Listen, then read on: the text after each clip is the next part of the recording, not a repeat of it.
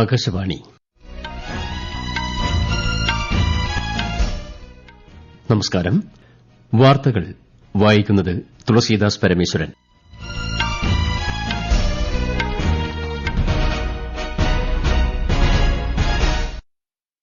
പ്രധാന വാർത്തകൾ. ഇന്ത്യ സമാധാനമാണ് ആഗ്രഹിക്കുന്നതെന്നും മനുഷ്യത്വം ആക്രമിക്കപ്പെടുന്ന ഘട്ടങ്ങളിൽ ശക്തമായി പ്രതിരോധിക്കുമെന്നും പ്രധാനമന്ത്രി നരേന്ദ്രമോദി. പഞ്ചാബിലെ ആദംപൂർ വ്യോമതാവളത്തിൽ പ്രധാനമന്ത്രി സേനാംഗങ്ങളെ അഭിസംബോധന ചെയ്തു. ജമ്മുകശ്മീരുമായി ബന്ധപ്പെട്ട ഏതു വിഷയത്തിലും ഇന്ത്യയ്ക്ക് വ്യക്തമായ ദേശീയ നയമുണ്ടെന്ന് വിദേശകാര്യ മന്ത്രാലയം. ജമ്മുകശ്മീരിലെ ഷോപ്പിയാനിൽ സുരക്ഷാസേനയും ഭീകരരുമായി ഏറ്റുമുട്ടൽ 3 ഭീകരരെ സൈന്യം വധിച്ചു. മനുഷ്യ വന്യജീവി സംഘർഷം സവിശേഷ ദുരന്തമായി പ്രഖ്യാപിച്ച് ഉത്തരവിറക്കി കേരള സർക്കാർ. സിബിഎസ്ഇ 10-12 ക്ലാസ് പരീക്ഷാഫലം പ്രഖ്യാപിച്ചു. വിജയികളായ വിദ്യാർത്ഥികളെ അഭിനന്ദിച്ച് പ്രധാനമന്ത്രി. ഖേലോ ഇന്ത്യ യൂത്ത് ഗെയിംസിൽ മുന്നേറ്റം തുടർന്ന് മഹാരാഷ്ട്ര. വാർത്തകൾ വിശദമായി. ഓപ്പറേഷൻ സിന്ദൂർ ദൌത്യത്തിലൂടെ രാഷ്ട്രത്തെ സംരക്ഷിക്കുന്നതിൽ സായുധ സേന കാണിച്ച ധീരതയെ പ്രശംസിച്ച് പ്രധാനമന്ത്രി നരേന്ദ്രമോദി. ഓപ്പറേഷൻ സിന്ധൂറിലൂടെ സായുധ സേന രാജ്യത്തിന്റെ അഭിമാനം വാനോളം ഉയർത്തിയതായി പ്രധാനമന്ത്രി പറഞ്ഞു. പഞ്ചാബിലെ ആദംപൂർ വ്യോമതാവളത്തിൽ സേനാംഗങ്ങളെ അഭിസംബോധന ചെയ്യുകയായിരുന്നു അദ്ദേഹം. हर देशवासी अपने सैनिकों उनके परिवारों के प्रति कृतज्ञ है, उनका ऋणी है. ऑपरेशन सिंदूर कोई सामान्य सैन्य अभियान नहीं है. ये भारत की नीति, नियत और निर्णायक क्षमता की त्रिवेणी है. പാകിസ്ഥാനിലെ 9 ഭീകര ക്യാമ്പുകൾ നശിപ്പിക്കാനും 100-ലധികം ഭീകരരെ വധിക്കാനും ഇന്ത്യയ്ക്ക് കഴിഞ്ഞതായി പ്രധാനമന്ത്രി വ്യക്തമാക്കി. സർവനാശവും സമ്പൂർണ്ണ ഉന്മൂലനവുമാണ് നിരപരാധികളുടെ രക്തം ചിന്തുന്നതിന്റെ പരിണിതഫലമെന്ന് ഭീകരതയെ പിന്തുണയ്ക്കുന്നവർ തിരിച്ചറിഞ്ഞതായി ശ്രീ മോദി പറഞ്ഞു. ഇന്ത്യ സമാധാനമാണ് ആഗ്രഹിക്കുന്നതെന്നും എന്നാൽ മനുഷ്യത്വം ആക്രമിക്കപ്പെടുന്ന ഘട്ടങ്ങളിൽ ശക്തമായി പ്രതിരോധിക്കുമെന്നും പ്രധാനമന്ത്രി കൂട്ടിച്ചേർത്തു. लेकिन अगर मानवता पर हमला होता है तो ये भारत युद्ध के मोर्चे पर दुश्मन को मिट्टी में मिलाना भी अच्छी तरह जानता है. ഇന്ന് രാവിലെ ആദംപൂർ വ്യോമതാവളത്തിൽ എത്തിയ പ്രധാനമന്ത്രി സേനാംഗങ്ങളോടൊപ്പമുള്ള ചിത്രങ്ങൾ സമൂഹമാധ്യമത്തിൽ പങ്കുവച്ചു. രാജ്യത്തെ സുരക്ഷാ സ്ഥിതിഗതികൾ വിലയിരുത്താൻ രാജ്യരക്ഷാമന്ത്രി രാജ്നാഥ് സിംഗിന്റെ അധ്യക്ഷതയിൽ ഇന്ന് ന്യൂഡൽഹിയിൽ ഉന്നതതല യോഗം ചേർന്നു. സംയുക്ത സേനാ മേധാവി, പ്രതിരോധ സെക്രട്ടറി, കര നാവിക സേനകളുടെ മേധാവികൾ തുടങ്ങിയവർ പങ്കെടുത്തു. ഓപ്പറേഷൻ സിന്ധൂറിന്റെ പ്രവർത്തനങ്ങൾ ഇന്ത്യ 70 രാജ്യങ്ങളിലെ വിദേശ സേവന വിഭാഗം പ്രത്യേക പ്രതിനിധികളോട് വിശദീകരിച്ചു. ഭീകര കേന്ദ്രങ്ങൾ കൃത്യമായി കണ്ടെത്തിയ ആസൂത്രണ പ്രക്രിയ പ്രതിരോധ രഹസ്യാന്വേഷണ വിഭാഗം director general lieutenant general DS Rana പ്രതിനിധികളുമായി പങ്കുവച്ചു. പാകിസ്ഥാൻ തുടർച്ചയായി നടത്തിയ ഇന്ത്യ വിരുദ്ധ പ്രചാരണങ്ങളുടെ വസ്തുതകളും അദ്ദേഹം വ്യക്തമാക്കി. ജമ്മുകശ്മീരുമായി ബന്ധപ്പെട്ട ഏതു വിഷയത്തിലും ഇന്ത്യയ്ക്ക് ദീർഘകാലമായി വ്യക്തമായ ദേശീയ നിലപാടുണ്ടെന്ന് വിദേശകാര്യ മന്ത്രാലയം.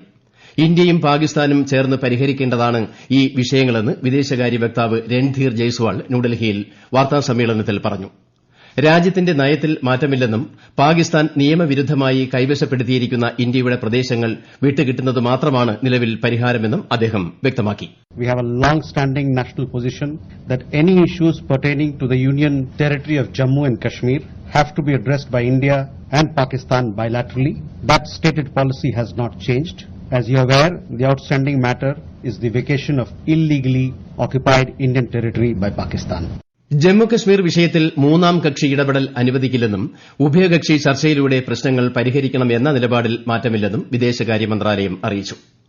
യാത്രക്കാരുടെ സുരക്ഷ കണക്കിലെടുത്ത് ജമ്മു, ലേ, ജോധ്പൂർ, അമൃത്സർ, ഭുജ്, ജാംനഗർ, ചണ്ഡിഗഡ്, രാജ്കോട്ട് വിമാനത്താവളങ്ങളിലേക്കുള്ള എല്ലാ വിമാന സർവീസുകളും എയർ ഇന്ത്യ റദ്ദാക്കി.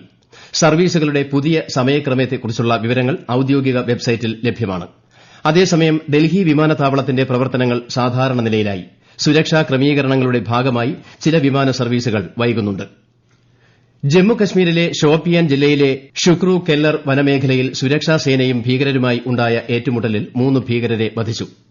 രഹസ്യ വിവരത്തിന്റെ അടിസ്ഥാനത്തിൽ കരസേനയും പോലീസും CRPFും നടത്തിയ സംയുക്ത തിരച്ചിലിനിടെയാണ് വെടിവയ്പ് ഉണ്ടായത്. നടപ്പ് സാമ്പത്തിക വർഷം രാജ്യത്തിന്റെ പ്രതിരോധ ബജറ്റ് 6.81 ലക്ഷം കോടി രൂപയായി വർദ്ധിപ്പിച്ചെന്ന് കേന്ദ്ര സർക്കാർ. സ്വകാര്യ മേഖലയുടെ പങ്കാളിത്തം, നൂതന സംവിധാനങ്ങൾ, തന്ത്രപരമായ പരിഷ്കാരങ്ങൾ എന്നിവ പ്രതിരോധ സംവിധാനങ്ങളുടെ തദ്ദേശീയ ഉൽപാദനത്തെ ഉത്തേജിപ്പിച്ചതായും സ്വയം പര്യാപ്തവും വിശ്വസനീയവുമായ പ്രതിരോധ കയറ്റുമതി രാജ്യമായി ഇന്ത്യ മാറിയതായും പ്രതിരോധ മന്ത്രാലയം വ്യക്തമാക്കി. ദേശീയ സുരക്ഷയും സാമ്പത്തിക വളർച്ചയും ഉറപ്പാക്കാനും രാജ്യത്തിന് സാധിച്ചതായും മന്ത്രാലയം പറഞ്ഞു. സുപ്രീംകോടതി ചീഫ് ജസ്റ്റിസ് സഞ്ജീവ് ഖന്ന വിരമിച്ചു. 2024 നവംബർ 10-ന് ചുമതലയേറ്റ അദ്ദേഹം 6 മാസത്തെ സേവനത്തിന് ശേഷമാണ് വിരമിക്കുന്നത്. സുപ്രീംകോടതിയിലെ മുതിർന്ന ജഡ്ജി ജസ്റ്റിസ് ഭൂഷൺ രാമകൃഷ്ണ ഗവായിയെ തന്റെ പിൻഗാമിയായി ജസ്റ്റിസ് ഖന്ന ഔദ്യോഗികമായി ശുപാർശ ചെയ്തു. സിബിഎസ്ഇ 10-12 ക്ലാസുകളിലെ പരീക്ഷാഫലം പ്രഖ്യാപിച്ചു. 12ാം ക്ലാസ്സിൽ 88.39 ആണ് വിജയശതമാനം. ട്രാൻസ്ജെൻഡർ വിദ്യാർത്ഥികൾ 100% വിജയം കരസ്ഥമാക്കി. 10ാം ക്ലാസ്സിൽ 93.66 ആണ് വിജയശതമാനം. 2 പരീക്ഷകളിലും പെൺകുട്ടികളാണ് കൂടുതൽ മികച്ച പ്രകടനം കാഴ്ചവച്ചത്.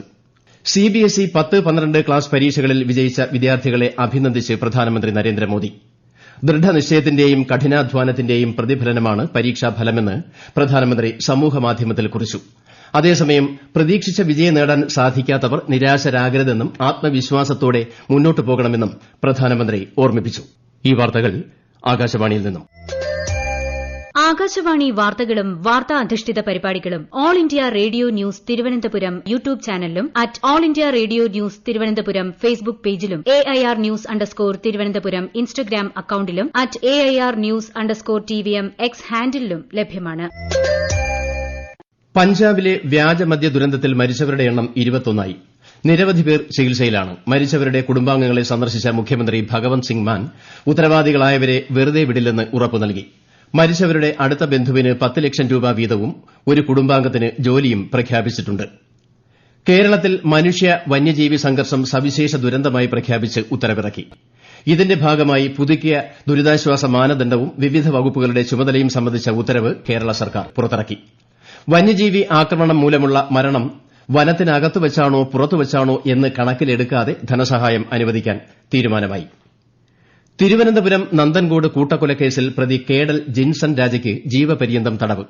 15 ലക്ഷം രൂപ പിഴയും പ്രതി നൽകണമെന്ന് തിരുവനന്തപുരം സെഷൻസ് കോടതി വിധിച്ചു.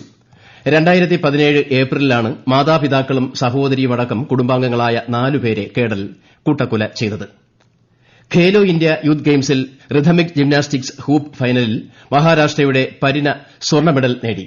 ബോൾ ജിംനാസ്റ്റിക്സ് ഫൈനലിൽ മഹാരാഷ്ട്രയുടെ കിമായ കാർലെ സ്വർണ്ണവും സ്വന്തമാക്കി. ഇന്ന് നടന്ന ആൺകുട്ടികളുടെ 30 കിലോമീറ്റർ സൈക്ലിംഗിൽ രാജസ്ഥാൻ 3 മെഡലുകളും നേടി. മെഡൽ പട്ടികയിൽ നിലവിൽ 37 സ്വർണ്ണവുമായി മഹാരാഷ്ട്ര 1ാം സ്ഥാനത്തും 19 സ്വർണ്ണവുമായി രാജസ്ഥാൻ 2ാം സ്ഥാനത്തും 14 സ്വർണ്ണവുമായി കർണാടക 3ാം സ്ഥാനത്തുമാണ്. ഇന്ത്യ പാകിസ്ഥാൻ സംഘർഷങ്ങളുടെ പശ്ചാത്തലത്തിൽ നിർത്തിവച്ച IPL മത്സരങ്ങൾ ഈ മാസം 17 മുതൽ പുനരാരംഭിക്കുമെന്ന് BCCI അറിയിച്ചു.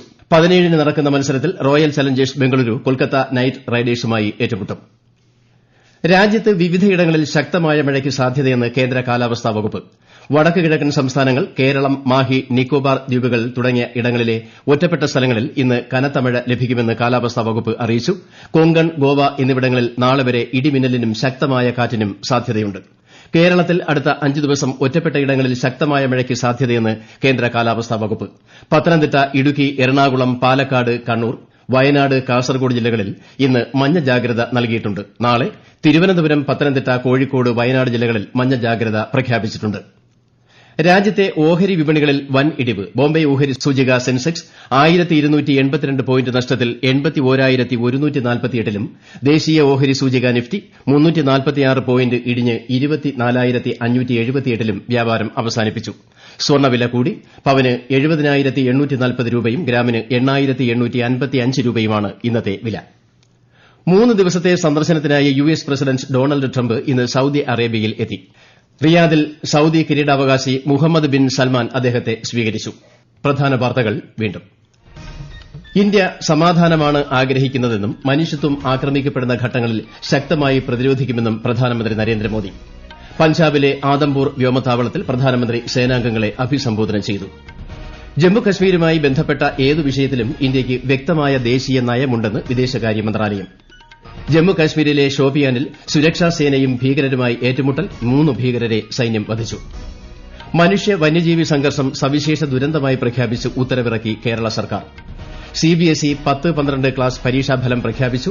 വിജയികളായ വിദ്യാർത്ഥികളെ അഭിനന്ദിച്ച് പ്രധാനമന്ത്രി. ഖേലോ ഇന്ത്യ യൂത്ത് ഗെയിംസിൽ മുന്നേറ്റം തുടർന്ന് മഹാരാഷ്ട്ര.